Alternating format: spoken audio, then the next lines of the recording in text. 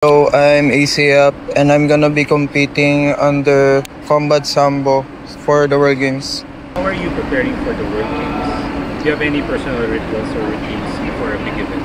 Wala namang personal routines. Nanghihingi ng advice sa coaches, sa teammates regarding saan ako pwede mag-improve, ano yung pwedeng parang backup plan.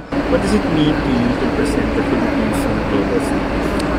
Sobrang laking opportunity nito para sa akin.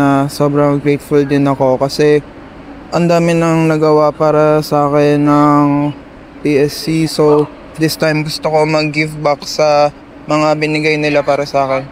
What's one non-sporting skill or hobby you have that might surprise me? Siguro hindi ina-expect ng mga tao na nagluluto ako. Ano?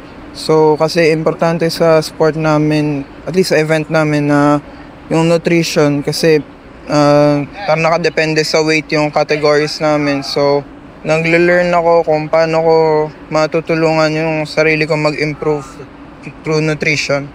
Heading into the games, what does it mean to you and your fellow athletes that brands show support? So dito sa World Games, ito kasi yung mga non-Olympic sports na events. So it's a big deal na na-showcase din yung mga events namin na bukod sa Olympic sports na kanyari yung iba hindi nila interest yung mga sa Olympic sports. So meron namang ibang option. Yan.